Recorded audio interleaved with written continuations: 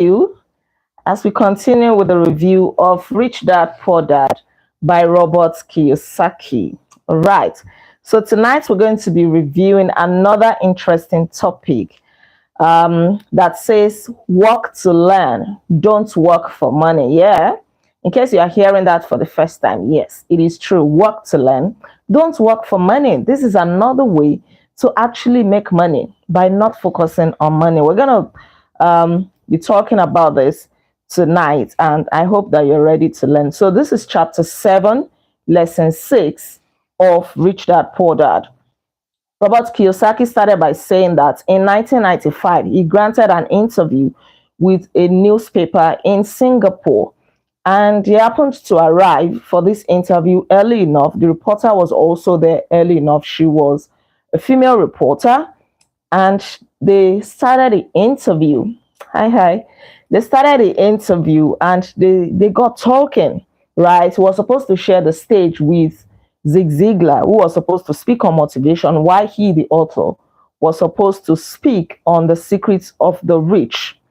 And so the interviewer, this female reporter, asked Robert Kiyosaki, or rather said to Robert Kiyosaki, I would like to be a best-selling author like you.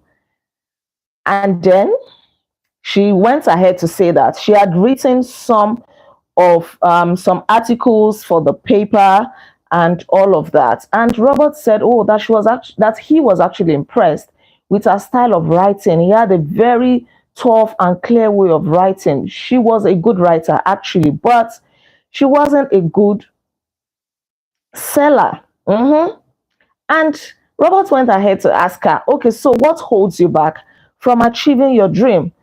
And she said that her job, her reporter job or her newspaper job, was getting in the way, right?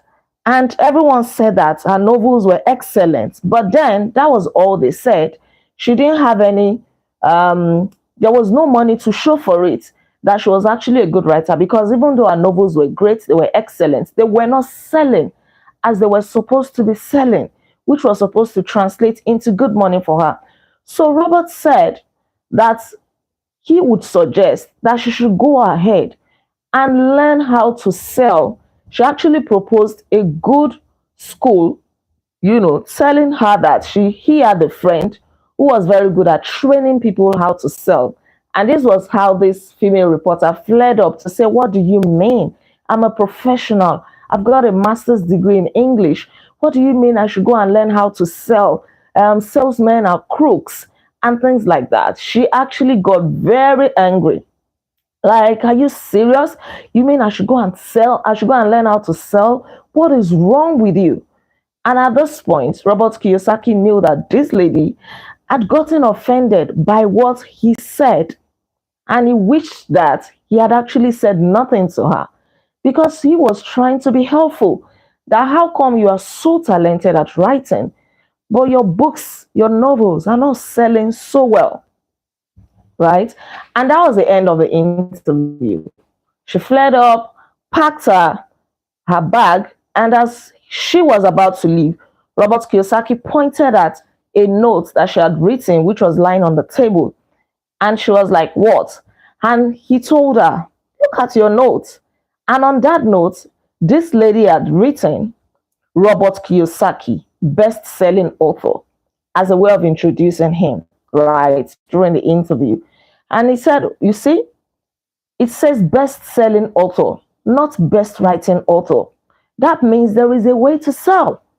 It is not so much, or rather, it is not all about the way you write, but so much more about how you sell." And this will still not help, because the lady got angry the more and said, "No, I will never stoop so low as to learn how to sell. In fact, people like you," referring to Robert Kiyosaki now, "people like you have no business writing. I am a professionally trained writer, and you are a salesman. It is not fair." She felt that being a very good writer, an excellent writer, in fact, she should be rewarded more than somebody that is not good at writing, but just knows how to sell. So she eventually left. And Robert Kiyosaki said, the world is filled with smart, talented, educated, and gifted people. We meet them every day. They are all around us. But then, great talent is not enough. He was constantly shocked at how little talented people earn, including doctors, engineers, lawyers, people who spent many years in the university studying a course, learning a particular skill. Yet, they come out of the university of whatever school and they have little or no money to show for it. Mhm. He heard the other day that less than 5% of Americans earned more than $100,000 a year. This was many years ago, anyways, you know. And he had met brilliant, highly educated people who earned less than $20,000 a year. Let's bring it to Nigeria. You know, so many, you probably know so many talented people, educated people. I know professors working in Nigeria who earn a meager salary, who earn a meager, very, very meager salaries. In fact, they can hardly make ends meet. Is it that they are not brilliant? Is it that they are not educated? For you to become a professor, it means that you have a PhD, you have published many papers, and a dollar cannot publish papers except you go and publish in mushroom journals, right? But then the process is always scrutinized before you can be a professor. This is not to say that, okay, there are no flaws and some of these things, but pretty much you have to be scrutinized, you have to go through a process. So all this time, he thought that when they graduate, the dollars will pour in. Talking about lawyers, professionals, and all of these things. You would think that when you go to school, money will start pouring in. Oh, you're going to get a good job and things like that. But that is not the case. A business proposal made this phrase. He said that many of these highly skilled people, professionals, are one skill away, just one skill away from great wealth. Unfortunately, many of them do not even realize this. And so they don't go for that skill, that one skill that will set them apart. They only focus on what they have learned in school and they allow that to limit them. With this phrase, means that most people need only to learn and master one more skill and their income will jump exponentially. The author mentioned that financial intelligence is a synergy of accounting, investing, marketing, and law. We read this in the previous chapter. You must have knowledge of accounting, you must know the numbers. You must have knowledge of investing. You must have knowledge when it comes to marketing. You must know your market. You must know the market, the law of demand and supply, and then you must know the law, right? Otherwise, you may be cheated. The classic example of synergy of skills was that of that young writer for the newspaper. If she diligently learned the skill of sales and marketing, her income would jump dramatically. And Robert Kiyosaki was suggesting that instead of picking up a job at that newspaper, he would have suggested that she pick up a job at an advertising company, learning how to do advertisements, how to do copywriting, and all of these things. Even if it would mean a cut in her pay, this is where it comes in that don't work for money, work to learn.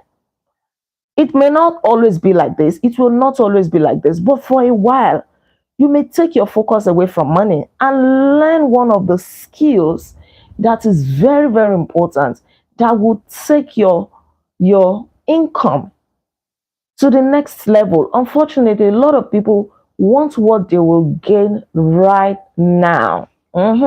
If you have never learned to volunteer to work for free, then it may be kind of difficult to become rich. And to worsen it, if you are not open-minded, well, it is not to say that you may not become rich, but then it means that you have to go the extra mile. Maybe you learn on your own, you attend courses, you read books and things like that. So it will take you an extra effort. But in my own opinion, just like the author also opined, it may be better to just attach yourself to those who already know this thing and learn from them, right? You take your eyes away from money in the short term and learn something that will last you for a lifetime. He said when he first published his book, his first book, which he titled If You Want to Be Rich and Happy, Don't Go to School. A publisher suggested that I should change the title to The Economics of Education. And he said, oh, if he adopted that title, The Economics of Education, he would only sell 2 copies. One copy to his family members and the other copy to his best friend. But the problem would be that they were not going to pay, right? The Economics of Education. You too, how do you see that title? It sounds very, very, very professional, right? Too serious. So he didn't accept the suggestion. He titled the book, If You Want to Be Rich and Happy, Don't Go to School. Of course, this would catch anybody's attention. And he said he sold and sold and sold this book because people felt it was controversial. Of course, the first thought that would come to anybody's mind would be, what's this one talking about? If you want to be rich and happy, don't go to school. Is he now saying that we should not go to school and things like that? Parents will be eager to know, hope I'm not making a mistake by sending my children to school and things like that. So that curiosity actually made the book to sell. It became one of his best-selling books. And this title got him on TVs, TV channels. People wanted to interview him, right? He also went ahead to say that when he graduated from the U.S. Merchant Marine Academy in 1969, his educated dad was very happy because he was hired by Standard Oil of California for its oil tanker fleet. And he was earning, as of that time, 1969, $42,000 a year, which was still a lot of money, even though he considered his pay to be lower to the pay of most of his colleagues, right? But he was happy because he only had to work for 7 months in a year and he had the remaining 5 months to himself, going on vacation. And if he wanted to use that 5 months to jump on another job, he could gladly do that. He had a great career, but even at that, he resigned after 6 months and joined the Marine Corps to learn how to fly. His educated dad was so devastated, but Rich Dad congratulated him to say that, yes, you have done so well. Because Rich Dad encouraged him and Mike to know a little about a lot, know a little bit of so many things. Don't have specialized knowledge like doctors would do, for example. The moment they come out, they graduate from medical school. Now they now go into different specialties. In fact, before they even graduate, yes, they begin to specialize. Oh, I want to be a dentist. Oh, I want to be a pediatrician. Oh, I want to be a heart surgeon. Oh, I want to go into general practice, family medicine. So they specialize in that. And the problem with that is that the moment they don't get a job that fits into that specialty, they become limited in their options. Many of them, if they don't make use of their creative minds, they now remain redundant because there's no hospital to hire a pediatrician, for example, or this pediatrician cannot just get a job as a pediatrician. Okay. But Rich Dad felt that schools reward people who studied more and more, about less and less, that he should actually specialize. But that is poor dad. Rich Dad did not buy into this idea. So when he quit his high-paying job with Standard Oil, his Rich Dad had a heart-to-heart talk with him like, are you serious? He couldn't understand his decision to resign from such a career that offered high pay, so much benefits, 5 months of vacation in a year, and all of that. But then he said his own logic could not fit into his poor dad's logic. I hope I said poor dad just now. Poor dad's logic, they were not thinking the same way. They were not reasoning the same way. The logic that he adopted was Rich Dad's logic.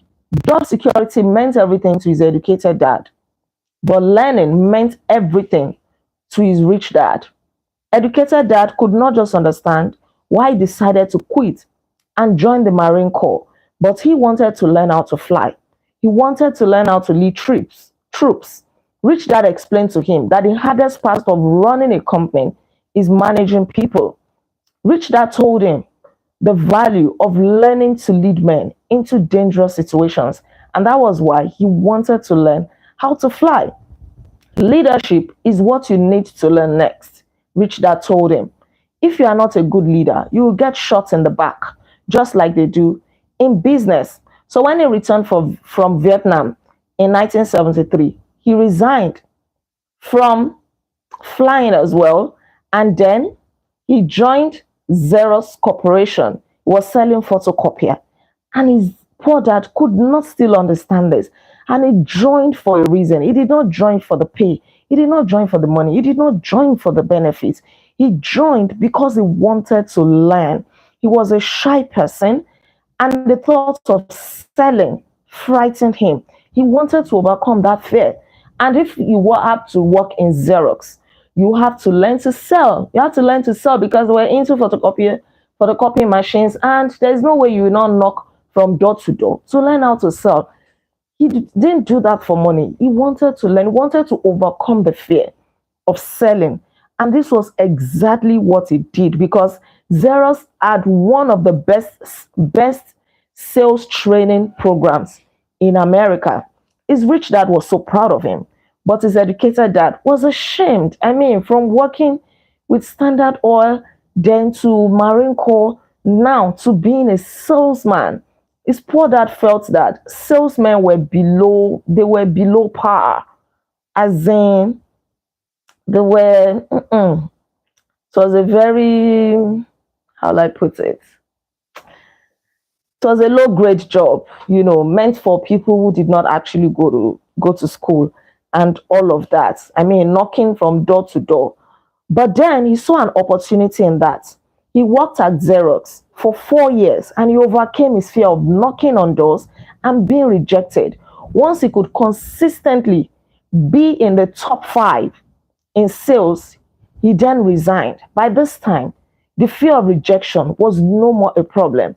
And this is what many people fear today. The fear of rejection, the fear of getting a no for an answer. But what is no? It is just a 2-letter word, right? Don't be afraid of rejection. Don't be afraid of people saying no to you.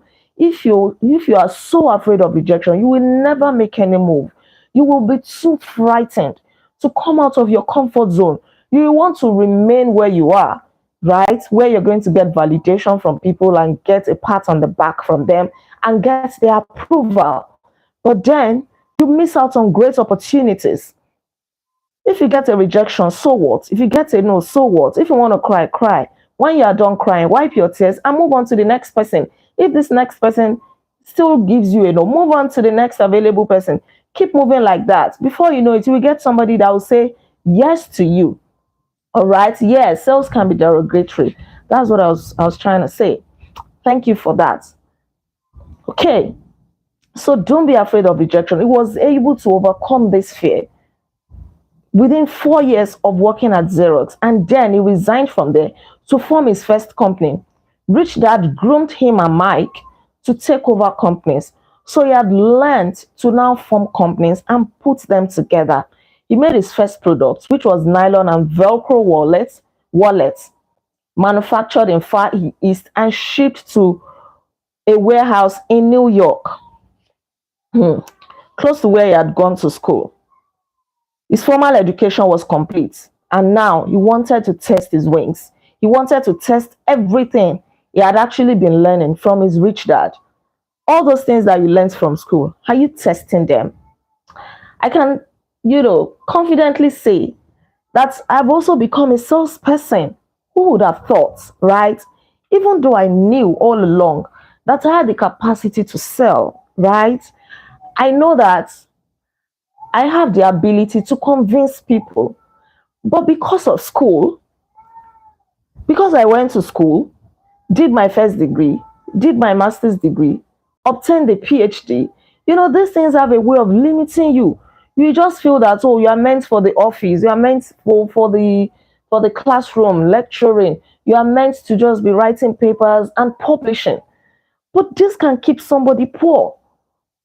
You're only relying on your salary, or you're relying on the incentives that you're going to get when you publish papers, right? Whereas people that did not go to school, but who are bold to sell to people, they go ahead to sell, and they're making more money than you, a so-called PhD holder. They're making more money than somebody who is a professor, because they have learned that selling is one of the most important skills that you can learn. And what does it mean to sell? If you can talk to your spouse, to your children, to your friends, if you can gist, then it means that you can sell to anybody. What you just need to do is to refine the skill.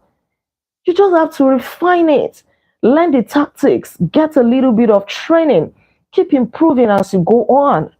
Even today, I still went somewhere to go and sell to people. I'm now selling real estate. If you care to know, I now sell real estate products because there is money in real estate. I mean, I sell other things too. I organize my own trainings and I sell. I did my first successful training this month, October. I now monetize my knowledge. I now provide consultation to people because I've discovered that not everybody knows what I know. You don't want to assume.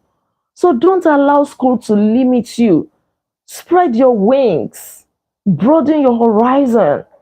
Because you have that degree, you're busy carrying your certificate around, begging to be hired. I beg to apply, I beg to apply. Nobody is employing you.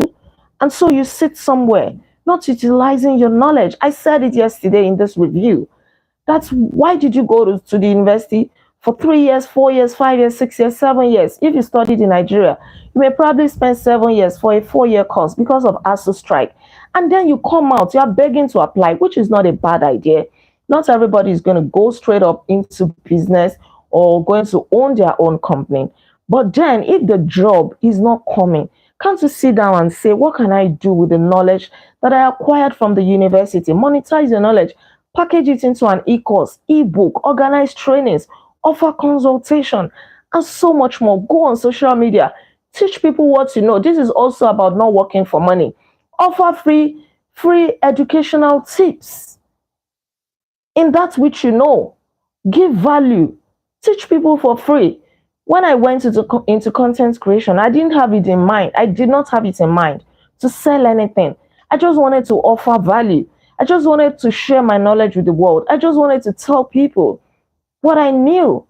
But as time went by, after 1 year of successfully doing content creation, and from the comments, I knew that, oh, okay, people needed more knowledge in this. For example, sometimes I will share about how to be a good content creator, tips and tricks and all of that.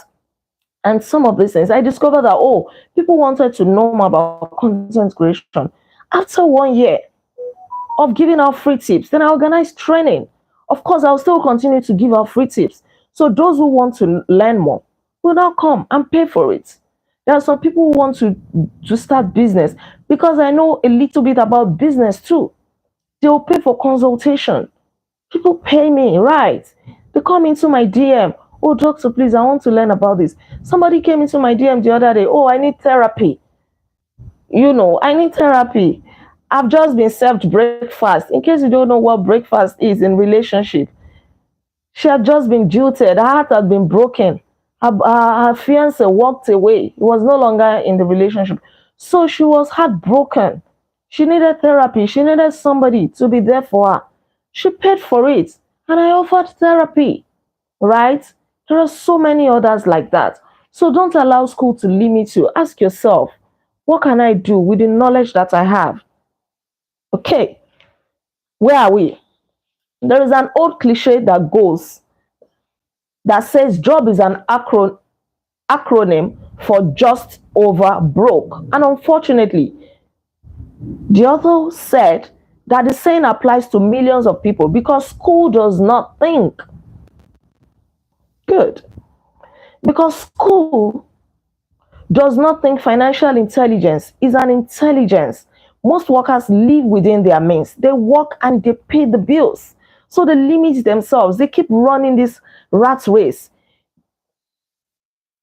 They keep running this rat race. There is another horrible management theory that says workers work hard enough to not be fired, and owners, business owners, pay just enough so that workers won't quit. And if you look at the pay scales of most companies, again, he said that there is a degree of truth in that statement. No, I don't have rats in my house. Excuse me. I just want something light, you know. um, yes.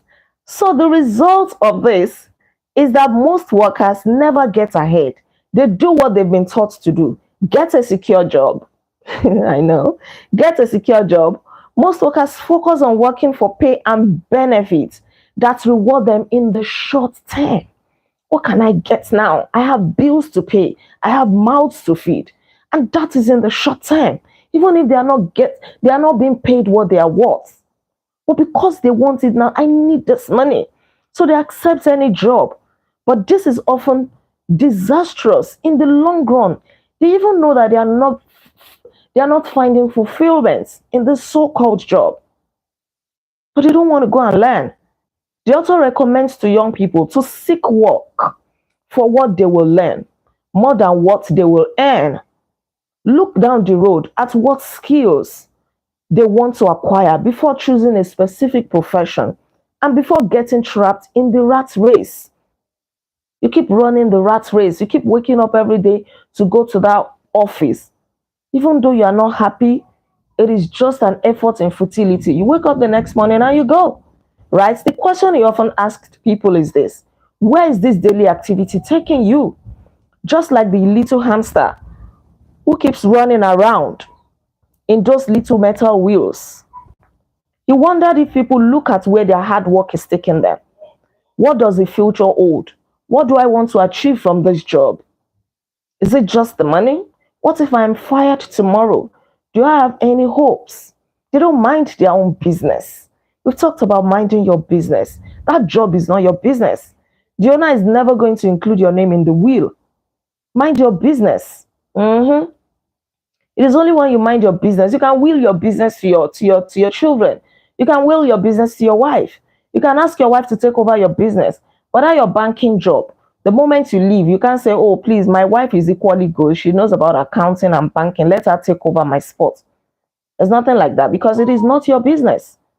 You are minding somebody else's business. So as you are doing that 9 to 5 job, don't neglect your business. Build assets, buy stocks, shares, invest heavily.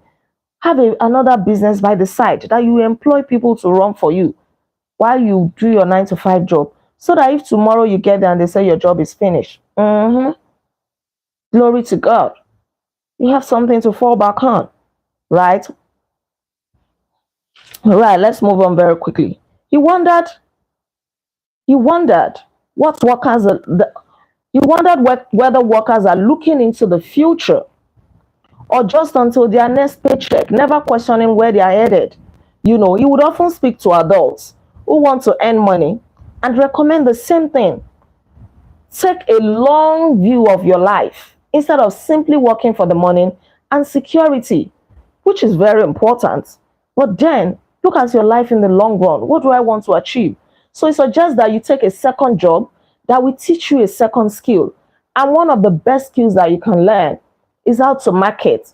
For example, you can choose to join a multi-level marketing, network marketing, right?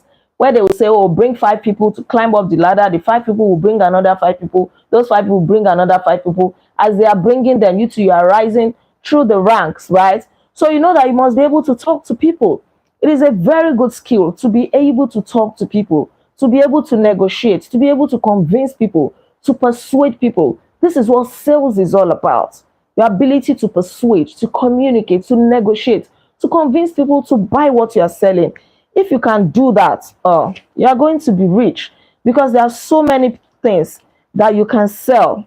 Don't sit on the fence when it comes to this idea. You know, don't say, oh, I don't know how to do it. I only want to do what I am interested in. Or that is too much of a hassle. If you only want to do what you are interested in, then You should probably not be going to the gym. This is an example that you get here. You go to the gym because you need to keep fit. You may not be interested in doing it, but you know that it is good for you. So you go to the gym. My daughter is not interested in eating. She doesn't like to eat. It is so much of a hassle for her, but she has to eat. You have to try and encourage her to eat so that she can be strong and healthy. Otherwise, we'll be the ones to bear the brunt if she doesn't eat well and she falls sick. So we encourage, okay, eat. You have to. So if you want to be rich, you see that you want to be rich, you really desire to be rich. You don't only do those things that are convenient for you. You step out of your comfort zone. But the good thing about it is this: the initial energy that it takes may be the hardest. Starting out may be the hardest. Once you are able to summon the courage and you are able to start, you continue to find it easier and easier. And before you know it, you get into it and you continue to enjoy it. I was thinking that it is only in Nigeria that pensioners are paid very poorly. But he also said that even in America, some pensioners earn just $55. Anyways, this was many years ago. But even at that, he considered it to be very, very meager. All right. I need to move very fast now. Okay. So, learn a skill, get a second job, learn another skills. The skills do not necessarily transfer from industry to industry. And this is one of the problems about learning a specialized skill. I think I like the idea that Rich Dad gave to him, that you should know a little bit about many things. Don't just narrow yourself that, oh, I'm a teacher, I teach chemistry. If you go to the university, for example, and you studied chemical engineering, if you are hired by Shell, an oil company, to work, they are going to pay you a lot of money. Now imagine that you are working in a school as a chemistry teacher. You don't expect the school to pay you as much as Shell is going to pay you because you studied chemical engineering. Your chemical engineering is not needed in the school. What you are simply teaching is chemistry. The school does not have the capacity to pay you as much as an oil company is going to pay you. If you lose your job as a pilot, all that you know is to fly a plane, and you lose your job as a pilot, a high-paying job, and then you go and seek a job in a school, maybe to be teaching them taekwondo or anything related to piloting, right? Then you expect the school to pay you what the airline was paying you. It's not possible. So your skill may not necessarily transfer from industry to industry.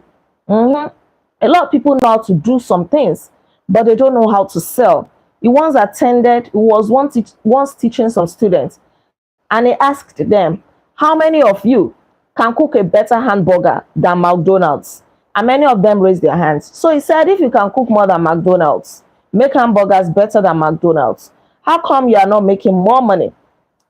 And the answer is obvious. McDonald's is excellent at business systems. He knew how to sell. So it's not about you knowing how to cook, how to make hair, how to fix nails, and all of that. You're selling books, you're selling cars, real estate, but you don't know how to market. You don't know business systems. You may not succeed at it. The world is filled with talented poor people. So don't be a talented poor individual. Know a little about everything, about many things. Work with people who are smarter than you. Bring smart people together. Learn how to sell. Learn how to market. Work for free. Work to learn. You may work for free for a year, but you learn valuable skills that will bring you so much money in the long run than you settling for peanuts just because you are so bothered about paying bills and eating at the moment.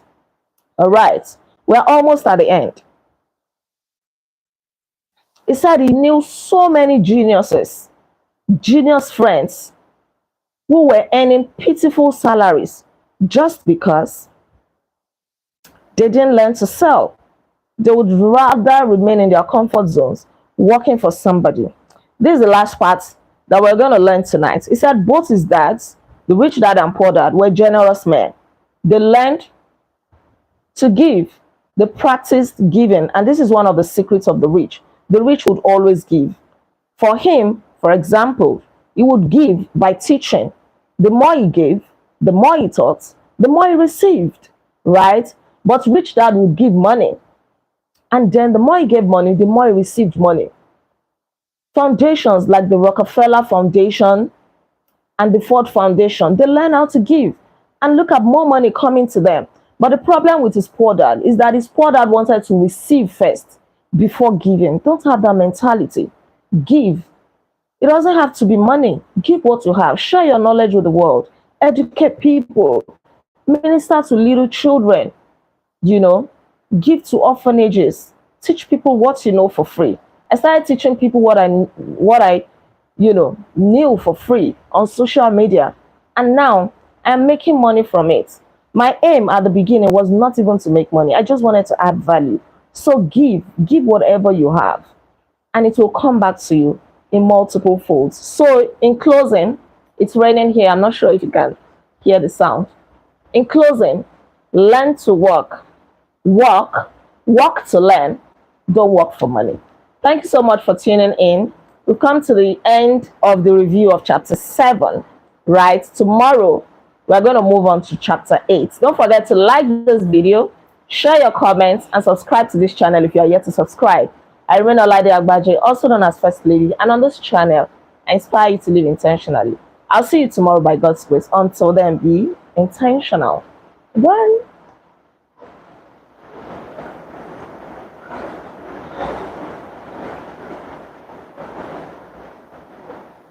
Good night. Good night.